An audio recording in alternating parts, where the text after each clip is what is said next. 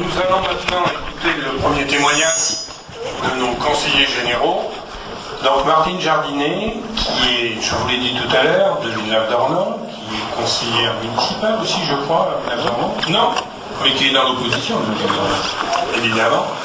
Et qui préside la commission qui a de nombreuses tâches, et entre autres la tâche de suivre la politique du logement en Gironde. Et c'est à ce titre qu'elle s'est intéressée au dossier de la rénovation urbaine de Sainte-Eulalie.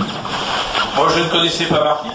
Et lorsque j'ai commencé à la rencontrer pour parler des problèmes de Sainte-Eulalie, je me suis rendu compte que tout de suite c'était une personne extrêmement impliquée. Et je dois dire que maintenant c'est quelqu'un qui est passionné, je pourrais pouvoir le dire, Martine, par le sujet de la rénovation urbaine à Sainte-Eulalie. Nous écoutons Martine Jardinet.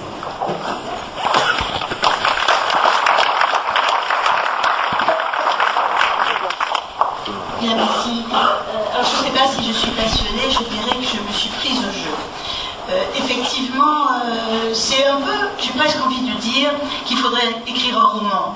Et ce roman, je pourrais peut-être l'écrire l'histoire d'un mensonge. Parce que je crois qu'il faut se dire une chose, et vous allez le voir juste en quelques images, qu'effectivement, on vous a trompé et on vous trompe. Et je crois que ceux qui sont là présents aujourd'hui doivent pouvoir, à partir des quelques images qui vont être présentées, dire qu'effectivement, il y a beaucoup de choses qui sont racontées et beaucoup de choses qui sont fausses. J'ai un privilège. C'est vrai que depuis pratiquement 3 ans maintenant, je crois que c'était 15 jours après que j'ai été élue, je n'y connaissais pas grand-chose en logement. Et parce que je suis davantage tournée sur la petite enfance, la famille, enfin, etc., le secteur social, je suis arrivée, le président Madrel m'a fait l'honneur, le plaisir, et tant mieux, de m'envoyer à Sainte-Eulalie pour voir un petit peu ce qu'était ce projet en rue. Alors d'abord, en rue, j'avais bien étudié ce que c'était, et je me suis déjà dit une chose, c'est que c'est très étonnant, comment se fait-il que l'on fasse un projet en rue sur une copropriété privée?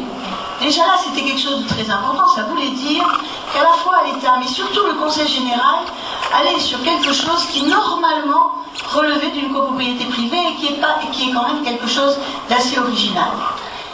Et donc à partir de là, pratiquement 1 à 2 fois par mois, depuis 3 ans, je suis à Sainte-Eulalie.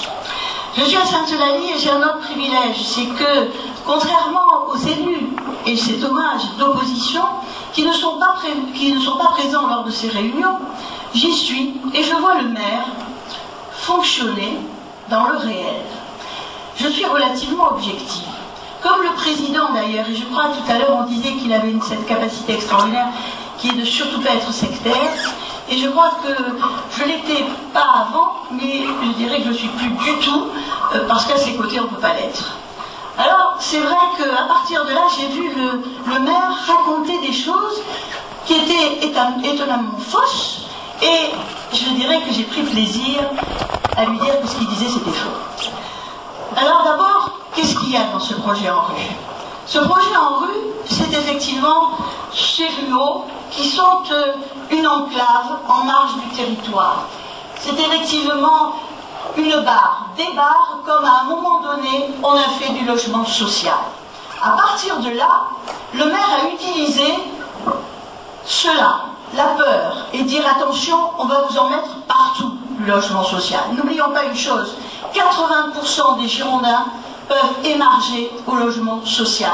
Ça, je crois que c'est très important. Mon fils, il est interne en médecine, il est dans un logement social. Je crois que voilà, je veux dire, on pourrait penser que le logement social, ce sont des familles très défavorisées, très dégradées, et qui, bien entendu, font n'importe quoi. C'est faux, c'est fondamentalement faux. 80%. Je crois qu'il faut porter cette parole. Alors c'est vrai, c'est une enclave. Et c'est une enclave pourquoi? Tout simplement parce que c'est une copropriété privée, et que ce sont essentiellement des marchands du sommeil, qui en définitive, qui louent leur logement. Et puis quelques petits propriétaires qui, eux, très souvent, du reste, et quand Madame Boutin était venue, il y a effectivement des propriétaires qui sont venus dire « Mais venez voir mon logement, moi tout va très bien, tout est très bien arrangé », à ceci près que le contexte environnemental ne l'était pas du tout. C'est une enclave du territoire, C'est un quartier d'habitat en rupture. Vous le voyez, effectivement, j'ai pas pris les photos les plus épouvantables, mais quand même, hein, on se rend compte que c'est quelque chose qui est invivable. Alors c'est sûr que quand on annonce faussement, en mensonge, ou alors parce qu'on n'y connaît rien du tout, il y a des moments où effectivement c'est pas bien ce que je vais dire. Mais je me demande si il connaît tout en matière de logement et d'autres choses d'ailleurs. Et donc par rapport à ça me semble très très important, c'est que le logement, ce ne sont pas des bars, vous allez le voir. Alors il a présenté cela. Chaque fois, vous savez, 2008, d'accord, 2008. 2009, il a signé la convention en rue avec l'État. Parce qu'il faut se dire quand même que c'est quelque chose avec l'État, avec le Conseil général, parce que le Conseil général le veut bien. C'est une politique volontariste. Il n'était pas obligé de le faire, et le Conseil régional. Mais il faut se dire que l'État est le garant, qu'il y a effectivement une spécificité dans les projets en rue. Il y a des règles à respecter, et le maire a essayé de ne pas les respecter. Et il a voulu faire porter le chapeau au Conseil général, ce qui est faux. Et alors là, je tiens à disposition de tout le monde les comptes rendus de réunions que j'ai le privilège d'avoir, où on vous montre qu'effectivement, c'est l'État qui a obligé le maire à respecter les règles de ce qui est de l'ordre des conventions en rue. Et il y a des règles très précises. Sur le plan, je dirais, du nombre de logements, de la reconstitution totale de l'offre, sur le plan des aménagements, sur le plan d'un opérateur qui est incité, du reste, ce qui fait que vous voyez, février 2010, une convention signée entre le Conseil général, la commune et incité. Mais il y a une chose très spécifique, où l'État là, effectivement, a un tout petit peu fermé les yeux parce que c'était pas possible de faire autrement, c'est que normalement, incité, à la fois avec la commune, devient les propriétaires des logements. C'est ce qui fait que nous avons financé pour 4 200 000 euros, dans lesquels il y a 1 390 000 d'euros qui sont pour l'acquisition des lots de copropriété. Mais aussi, normalement, l'opérateur, il doit effectivement traiter, gérer la question des emprises foncières. Et là, le maire a demandé à chaque bailleur social de régler ses problèmes tout seul.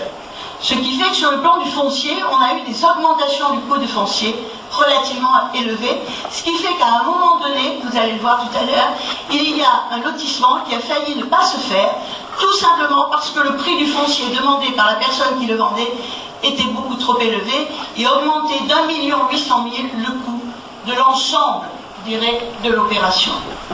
Donc, il faut se dire qu'à un moment donné, nous avions, et le président avait fait en sorte qu'avec l'ancien secrétaire général de la préfecture, nous arrivions à caler l'ensemble de l'opération